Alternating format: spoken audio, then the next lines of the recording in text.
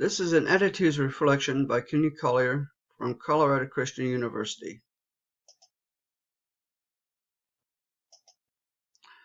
My overall reflection on my attitude. Overall reflection.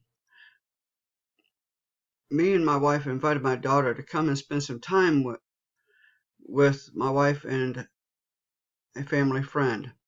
We first went out to eat and everybody laughed and cut up and had a good time. We enjoyed each other's company and good food. By keeping a good attitude and fun-loving, everyone enjoyed themselves.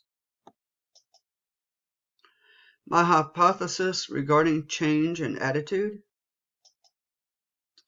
Sabates 2012 says this: the metacognitive model more than one summary evaluation of a target.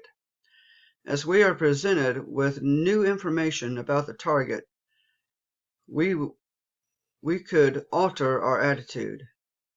Petty 2012 said this: attitudes are conceived as object evaluation limits, but with the addition of validation tags.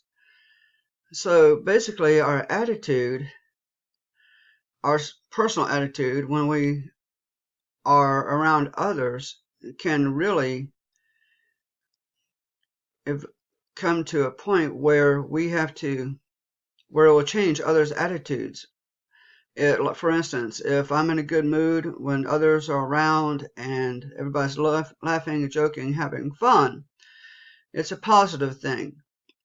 However, if the mood changes into a negative mood, then it can change the attitude of the whole group in a negative way.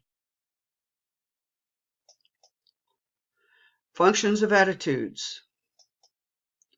Petty says this: the model recognizes that not only do people have quick evaluative associations to a wide variety of attitude objects, but they also may consider whether these evaluative associations are valid reflections of their own personal assessment of the object. Sabates says this, 2012: as we are presented with new information about the target, we could alter our attitude, surmising that the previous one was false or incorrect. And Sabates also says, when then change our attitude, yet we retain some of the old way of thinking.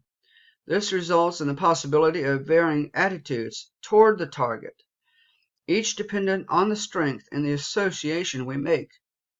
So again, it all goes back to the individual, each individual, of how the attitudes in a group is reflected as good or bad, or negative or positive. What does the Bible say about attitude?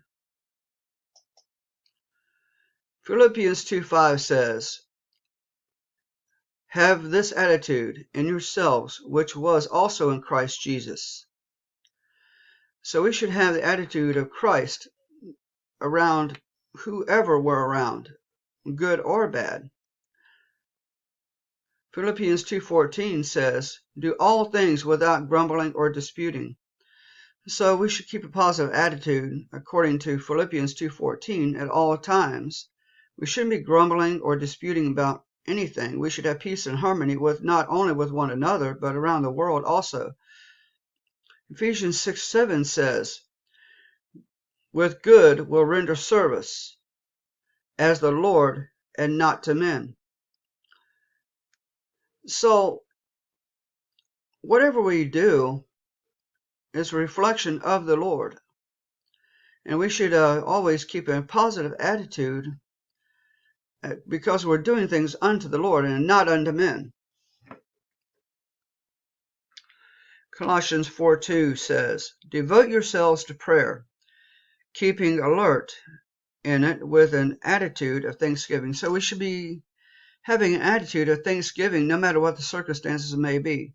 We all know that, unfortunately, we're not always like that. And we allow self to get in the way, and we don't always have a Christ-like attitude. That's when we need to be in prayer and seek God's face whenever we're in a negative attitude.